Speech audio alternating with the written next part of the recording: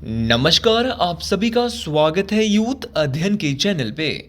देखिए एक बार फिर से मैं आप सभी के बीच एसपी टीजीटी कमीशन 2025 के लिए मॉडर्न हिस्ट्री का एक नया विषय हड़प की नीति डॉक्ट्रिन ऑफ लैप्स लेके आ चुका हूँ। इस विषय को हम बहुत ही डिटेल से देखने वाले हैं, इसीलिए शुरू से लेकर अंत तक आप हमारे इस विषय में जरूर बने रहे।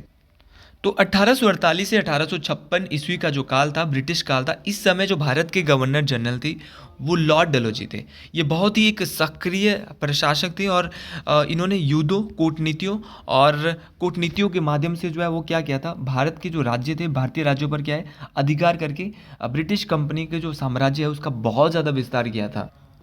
लॉर्ड डलहौजी की जो ये डॉक्ट्रिन ऑफ लैप्स की नीति है, हड़प की नीति है, इस नीति को कई दूसरे नामों से भी जाना जाता है। जैसे कि इसको चूक का सिद्धांत कहते हैं, इसको व्यवगत का सिद्धांत भी कहा जाता है, इसको हड़प की नीति भी कहा जाता है। और साथियों, क्योंकि अंग्रेजों का इस नीति को भारतीय रियासतों पे लागू करने का मतलब एक ही मोटो था, एक ही उद्देश्य था कि उन्हें इस नीति के द्वारा भारतीय की रियासतों को, जितनी भी रियासतें थी, उनको हड़पना था। अब बात करते हैं हड़प की नीति की पृष्ठभूमि की। तो हड़प की नीति की पृष्ठभूमि क्या है? तो अंग्रेजी जो ईस्ट इंडिया कंपनी थे उसने बहुत सारी भारतीय रियासतों से सहायक संधि स्वीकार करा ली थी। तो उन्होंने सहायक संधि स्वीकार, जिसमें बहुत सारी भारतीय रियासतों ने अपनी मर्जी से सहायक संधि स्वीकार करी थी, और जबकि कुछ अंग्रेजों ने उनसे ज़बरदस्ती, क्योंकि अंग्रेज चाहते थे सहायक संधि के तहत जो है वो अपनी सेना वहाँ पे रखते थे, अपनी जिस राज्य में वो सहायक संधि स्वीकार करवाते थे, ये मान लो वहाँ पे सिर्फ अंग्रेजों की चलती थी, और धीरे धीरे उस राज्य को वो हड़प लेते थे। तो कुछ राज्यों ने तो क्या है सहायक संधि स्वीकार कर ली, लेकिन कुछ रियासतों ने जो है अपनी मर्जी से कर ली, लेकिन कुछ रियासतों से वो जबरदस्ती सहायक संधि स्वीकार करवा रहे थे। तो इस सहायक संधि की वजह से जो जितनी भी भारतीय रियासतें थी, इन्होंने अपनी सेना की जगह क्या किया, अंग्रेजी जो सेना थी उनको ज़्यादा महत्व देना शुरू कर दिया, और एक तरह से रियासतों से जो ये रियासतें हैं वो अंग्रेज़ों के ऊपर क्या होगी, निर्भर होगी। इस बात को आपने बेहतरीन तरीके से याद रखना। मानता हूँ कि मॉडर्न हिस्ट्री के टॉपिक आगे आगे थोड़े टफ आने वाले, लेकिन इनको आपको बहुत डिटेल से सुनना पड़ेगा, बेहतरीन तरीके से सुनना पड़ेगा। अगर आप एसपी टीजीटी कमीशन की तैयारी बहुत अच्छे लेवल में कर रहे हैं तो हमारा रिवीजन बैच अभी चला हुआ है, जिसमें आप जुड़ सकते हैं 7876145409 टीजीटी और जेबीटी। आप किसी भी कमीशन, दोनों कमीशन की तैयारी कर रहे हैं तो आप हमारे इस नंबर पे जुड़ सकते हैं। अब जब लॉर्ड डलहौजी भारत के गवर्नर जनरल थे तो तब भारत की जो राजनीतिक स्थिति है वो कुछ ठीक नहीं थी, और जो अधिकतर जो भारतीय रियासतें थी वो भारत जो अंग्रेज़ों के चंगुल से आज़ाद थी, और कुछ रियासतें उस समय ऐसी थी कि जिनसे ईस्ट इंडिया कंपनी ने सहायक संधि स्वीकार करवा ली थी। तो कुछ रियासतें वो थी जिनसे अंग्रेज किसी ना किसी युद्ध में हार गए थे। अंग्रेजों ने कोई ना कोई रियासतें ऐसी थी जो अंग्रेजों से हार कर जो है वो अंग्रेजों पर क्या थी, निर्भर थी।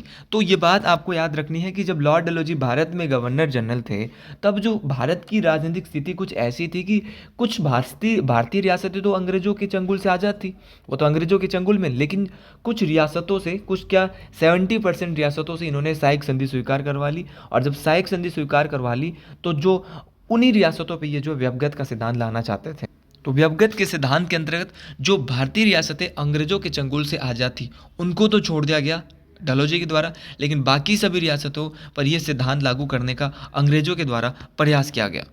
अब अंग्रेज लोग, जो अंग्रेजी कंपनी है वो कैसे अपने साम्राज्य का विस्तार करती थी, तो पहले तो युद्ध करती थी, युद्ध के बाद वो सहायक संधि करती थी, और उसके बाद सहायक संधि लेने के बाद ये हड़प नीति लगाती थी। तो मैंने आपको अभी कुछ नहीं बोला, अभी सिर्फ एक पृष्ठभूमि के बारे में बात करी है। आगे बात करेंगे सहायक संधि की बहुत डिटेल से। अब हड़प की नीति के तहत इन्होंने 3 चीज़ें रखी थी, एक था स्वतंत्र राज्य, एक था आश्रित राज्य, और एक था अधीनस्थ राज्य। जो तो स्वतंत्र राज्य थे, स्वतंत्र राज्य वो राज्य थे जहाँ पे जो जो भारतीय रियासतें थी जो अंग्रेजों के चंगुल से आज़ाद थी, तो ये तो इन्होंने हड़प की नीति इन पे नहीं लगाई। दूसरा था आश्रित राज्य। आश्रित राज्य वो थे जो पहले या तो मुगल सम्राट या किसी पेशवा को टैक्स देते थे, वार्षिक टैक्स, वार्षिक कर देते थे, किंतु अब वो सरकार को कर देने लगे थे और अंग्रेजों के आश्रय और संरक्षण में थे। तो मतलब आश्रित राज्य में साथियों वही लोग आते थे जो कि पहले मुगल सम्राट या किसी पेशवा को वार्षिक कर देते थे, मतलब कि कोई मुगल बादशाह होता था कि हाँ भाई हम तेरे को टैक्स देंगे, लेकिन अब क्या हुआ, धीरे धीरे वो क्या है ब्रिटिश सरकार को अब टैक्स देने लगे थे और अंग्रेजों के आश्रय और संरक्षण में थे। अगला है अधीनस्थ राज्य।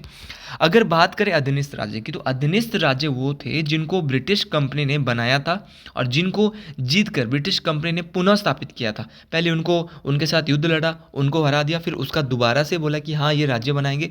मतलब कि वो पूर्ण रूप से जो अधीनस्थ राज्य होते थे वर्ड की नीति के तहत पूर्ण रूप से जो है किसके अधीन थे, तो ये आपके किसके अधीन थे, आपके अंग्रेजों के अधीन थे।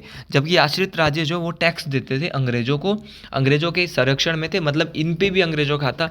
लेकिन स्वतंत्र राज्य वो होते थे जिनके ऊपर अंग्रेजों के जो चंगुल से ही आज़ाद थे। अगली बात करते हैं हम व्यवगत के सिद्धांत की डॉक्ट्रिन ऑफ लेफ्ट है क्या।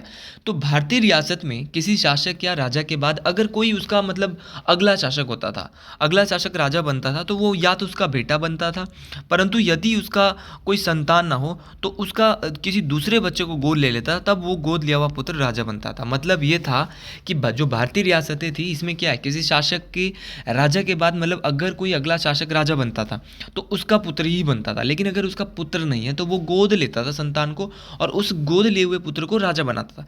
लेकिन इस पुराने समय से आ रही प्रथा के ऊपर अंग्रेजों ने क्या लगा दिया, अब हड़प की नीति डॉक्ट्रिन ऑफ लैप्स लगा दिया, व्यवगत का सिद्धांत लगा दिया। तो ये बात आपको जरूर याद रखनी है। तो सबसे पहले जो इन्होंने व्यवगत का जो सिद्धांत लगाया, जिन राज्य पे लगाया था अंग्रेजों ने, तो वो लगाया उन्हीं पे जिन पे इन्होंने सहायक संधि स्वीकार करवाई थी। और उन राज्यों या रियासतों का राजा यदि कोई जिनसे भी सहायक संधि, क्योंकि पहले ही इनका क्या था, वहाँ पे कंट्रोल था, सेना उनकी थी, वहाँ पे मैक्सिमम नियंत्रण उनका था, संरक्षण उनका था। तो इन्होंने क्या किया, तो जिन राजाओं की कोई संतान नहीं, क्योंकि सीधा तो ये नहीं ले रहे थे, ये भी एक कूटनीति चाल से, क्योंकि डलहौजी एक कूटनीतिज्ञ भी थे, ये इनको बहुत ही डिटेल से, राजनीतिक तो थे ही थे, राजनीतिज्ञ तो थे ही थे, लेकिन दिमाग इनका बहुत तेज चलता था। तो इन्होंने क्या किया, तो सबसे पहले जो व्यवगत का सिद्धांत है साथियों, इन्होंने जिन राज्यों पर जो इन्होंने सहायक संधि स्वीकार करवाई थी उन्हीं से किया। और उन रियासतों के राजा जो थे, यदि कोई उनकी संतान नहीं होती थी मान लो, तो इसके कारण यदि कोई राजा अपने बच्चे को गोद लेकर उसे अगला शासक राजा बनाता था तो उसे कंपनी सीधा बोलती थी कि हम इसे राजा नहीं मानेंगे। अगर आपका बेटा जो है वो क्या है, अगर आपका कोई पुत्र मर जाता था और जिन राज्यों से इन्होंने सहायक संधि स्वीकार करवाई थी, तो ये उसके बेटे को पुत्र नहीं मानते थे और उस बच्चे का जो अधिकार था वो सिर्फ राजा की व्यक्तिगत संपत्ति पर होगा, न कि राज्य की संपत्ति पर। तो अंग्रेजी ही तय करेगी कि वो गोद लिया हुआ बच्चा राजा बनाया जाए या नहीं। या फिर ये बात भी थी कि उस बच्चे का जो अधिकार है वो सिर्फ राजा की जितनी भी व्यक्तिगत संपत्ति थी उस पर होगा या नहीं होगा, ये तो अंग्रेज बताएंगे। उसकी जो राज्य की संपत्ति है उस पर होगा या अंग्रेजी, तो ये सब काम जो है वो अंग्रेजी कंपनी जो थी ईस्ट इंडिया कंपनी वही तय करेगी कि जो गोद लिया हुआ जो पुत्र है, गोद लिया हुआ जो बच्चा है, वो उसको राजा बनाया जाए या नहीं। और दूसरा जो कारण था इस व्यवगत के सिद्धांत का, उसके तहत जो राजा अंग्रेजों से किसी ना किसी युद्ध में हार गए, मान लो कोई राजा है वो किसी ना किसी युद्ध में अंग्रेजों से हार गए, तो अब वही राजे अंग्रेजी कंपनी के ऊपर निर्भर थे। ठीक है, अब उनको अंग्रेजों ने हराया तो वो राजा ने कोई संधि कर ली, ट्रीटी कर ली और उनको बोल दिया ठीक है भाई हमारी इतनी सेना रहेगी, वो रहेगा। तो यदि वहाँ के राजा कोई संतान ना हो जिसके कारण वो राजा किसी बच्चे को गोद लेकर अगर राजा बनाओ, अगर मान लो जो अंग्रेजों पर निर्भर थे, तो जो आश्रित राज्य मैंने बोला, और उन राजाओं की कोई भी संतान नहीं होगी, एक तो सहायक संधि वाले थे और दूसरे थे हमारे आश्रित राज्य, अगर उनकी कोई संतान नहीं होगी तो जिस बच्चे को वो गोद लेके तो उसे राजा नहीं बनाया जाएगा। अंग्रेजी कंपनी सीधा उस राज्य पर पूर्ण कब्जा कर लेगी जैसे ही राजा की क्या हो जाएगी, मृत्यु हो जाएगी। साथियों इस बात को आपने बेहतरीन तरीके से याद रखना है। अगला है अंग्रेजों द्वारा व्यवगत के सिद्धांत से लिए गए राज्य या रियासतें। तो ये क्वेश्चन परीक्षाओं में पूछा जा सकता है, ये भी आ सकता है निम्नलिखित में से व्यवगत के सिद्धांत के तहत किस राज्य को कब लिया, उचित कथन का मिलान करें, ऐसा क्वेश्चन आपको आ सकता है। तो सतारा रियासत को हड़पा था 1848 में, आपका जैतपुर रियासत को हड़पा था 1849 में, संबलपुर को 1849 में। साथियों इसी तरह आपको सारे याद रखने हैं। बघाट रियासत हिमाचल में पड़ती है, 1850 में इसको हड़पा था, संबलपुर को 1849 में, उदयपुर रियासत को 1852 में। उसी प्रकार आपका साथियों बात करें आपका झांसी बहुत इंपॉर्टेंट था, इसको हड़पा था 1853 में, नागपुर को हड़पा था इन्होंने 1854 में, और करौली को हड़पा था 1855 में, और अवध को हड़पा था 1856 में। तो एक बार इसको आप पुनः देख ले, बहुत इंपॉर्टेंट है, आपसे कोई सा क्वेश्चन भी यहाँ से परीक्षाओं में साथियों पूछा जा सकता है। तो एक एक करके मैं दोबारा बोलता हूँ, सतारा 1848, जैतपुर आपका 1849 और संबलपुर भी 1849, लेकिन बघाट हिमाचल की जो एक रियासत थी सोलन की, इसको 1850 में, उदयपुर रियासत को जो हड़पा था, हड़प के सिद्धांत सिद्धांत के तहत, व्यवगत के सिद्धांत के तहत वो 1852 में, और अगर बात करें झांसी की तो 1853 साथियों, और नागपुर को 1854 में, और करौली को 1855, और अवध को 1856 में हड़पा था। इस बात को आपने बेहतरीन तरीके से याद रखना है।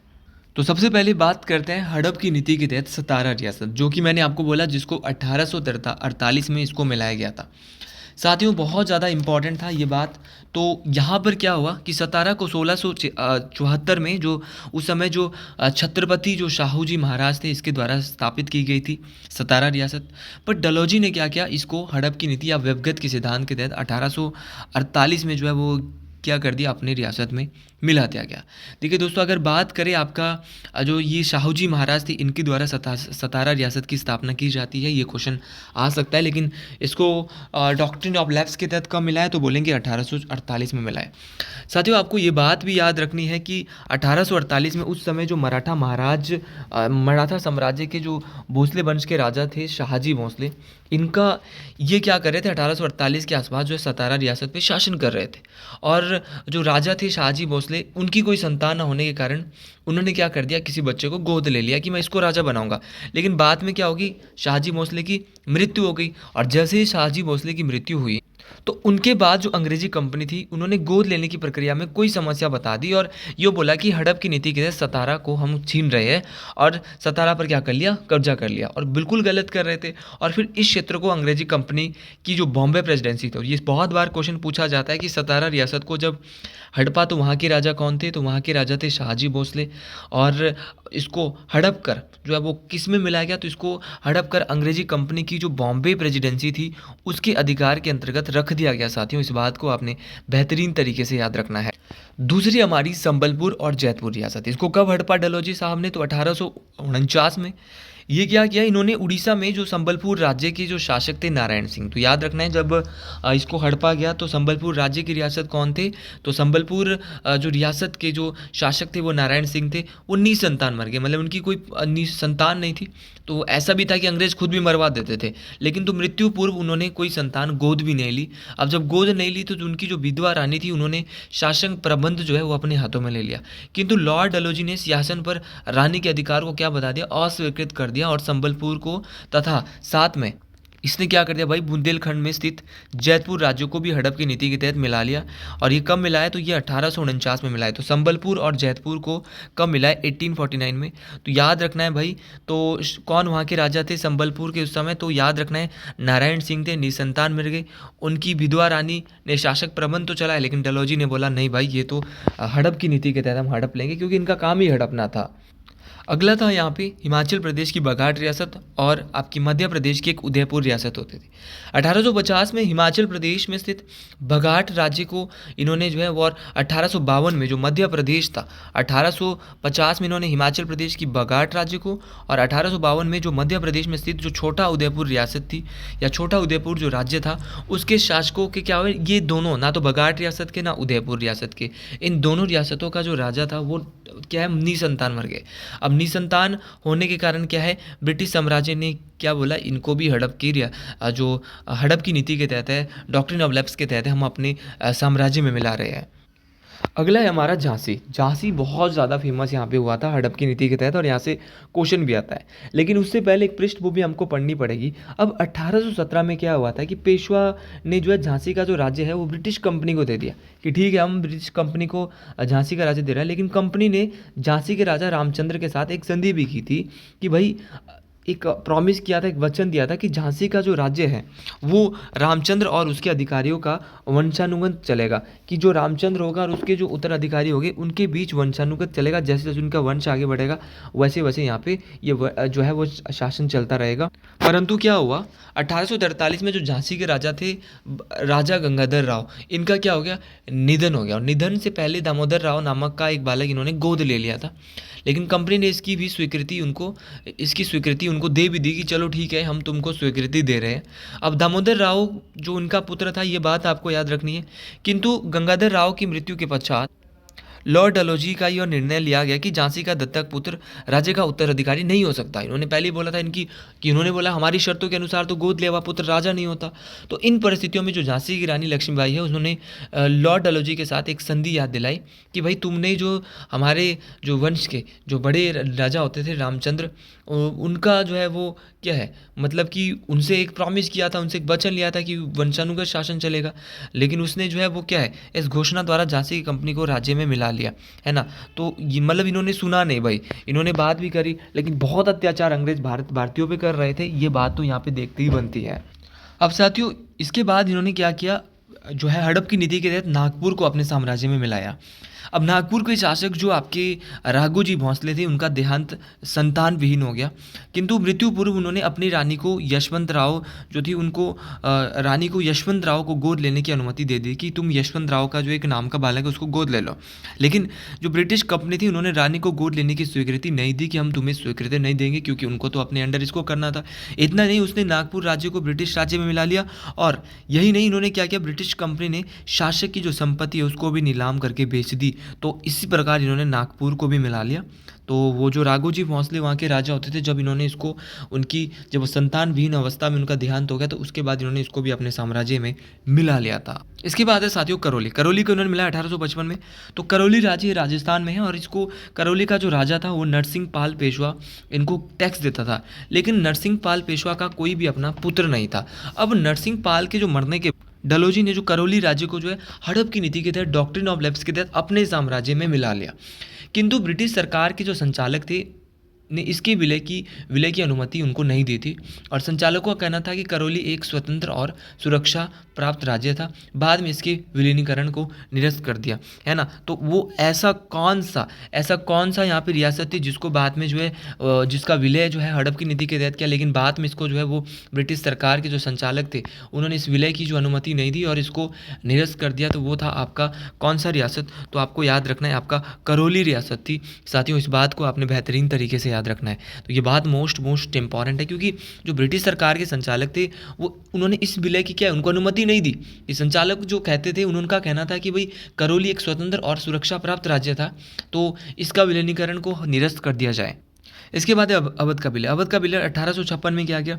अब 1856 में अवध को इन्होंने क्या कर दिया, कुशासन का आरोप लगा दिया भाई, और कुशासन का आरोप लगाकर अंग्रेजी राज्य में मिला लिया गया। तो किस राज्य पर कुशासन का आरोप लगाकर जो है वो अंग्रेजी साम्राज्य में मिला लिया गया, तो याद रखना है। और उस समय अवध का जो नवाब था वो बाजिद अली शाह था। ये क्वेश्चन बहुत बार पूछा जाता है, अवध वाला क्वेश्चन बहुत आता है। तो जब अवध को हड़प की नीति के तहत मिलाया गया तो वहाँ का राजा कौन था, पहला क्वेश्चन तो यही बनता है। तो वहाँ का राजा था आपका वाजिद अली खान। कब मिला है, 1856। क्या आरोप लगाया, उनका पुत्र नहीं था, नहीं भाई। यहाँ पे जब उनको कुछ नहीं कर पा रहे थे तो इन्होंने बोला इनका जो शासन है वो ठीक नहीं है, ये कुशासन यहाँ पे चल रहा है, तो जिसके तहत इन्होंने अवध को अपने राज्य में मिला लिया था साथियों। अब लॉर्ड डलहौजी की इस हड़प की नीति और व्यवगत के सिद्धांत ने भारतीय रियासतों ने बहुत हद तक प्रताड़ित किया। अब जिस कारण जो भारतीय रियासतें थी उनमें अंग्रेजों के खिलाफ राष्ट्रवाद की भावना उत्पन्न होने लगी। परंतु बाद में 1857 की जो क्रांति है, ये मुख्य कारणों में से जो 1857 की जो क्रांति है उसकी जो मुख्य कारण में से ये एक था, क्योंकि भाई इतनी रियासतें ये हड़प रहते और हड़प भी कैसे रहते, ऐसे ही, मतलब कि कोई इनके पास कोई रूल नहीं था, रेगुलेशन नहीं थी, बस सीधा हड़पना चाहते थे, जो कि राष्ट्रवाद की भावना भारतीयों के अंदर जो एक पैदा कर रही थी। और साथियों आपको ये बात याद रखनी है कि 1857 की क्रांति के बाद जब ब्रिटिश सरकार ने अंग्रेजी कंपनी से भारत की राजनीतिक सत्ता छीनकर ब्रिटिश क्राउन को सौंप दी, तो उसके बाद 1859 में ब्रिटिश सरकार द्वारा इस हड़प की नीति और व्यवगत सिद्धांत को भारत में ख़त्म कर दिया। तो ये बात आपको याद रखना है, किसने ख़त्म किया, तो ब्रिटिश क्राउन या ब्रिटिश सरकार जो लंदन से चलती थी, क्योंकि भारत में 1858 में क्या आया, भारत शासन अधिनियम, जो कि इसके बाद इंग्लैंड से भारत में शासन चलता था। ये मैंने आपको पॉलिटी में बताया है। तो साथियों इसके बाद जैसे ये आया तो इसके बाद जो यहाँ पे इन्होंने बोला कि भाई इसको जो हड़प की नीति इसको ख़त्म कर दो, इससे जो है बहुत ज़्यादा नुकसान कंपनी का हो रहा था, लोग उग्र हो रहे थे सारी रियासतों के, क्योंकि इसके तहत अंग्रेज यहाँ पे घोर अत्याचार कर रहे थे। तो साथियों आज के लिए इतना ही, बाकी आपसे मिलते हैं अगले क्लास में एक नए जोश नई उम्मीद के साथ। सभी को राधे राधे, हर हर महादेव। कमेंट बॉक्स में जरूर लिखें जय श्री गुरु महाराज, हर हर महादेव।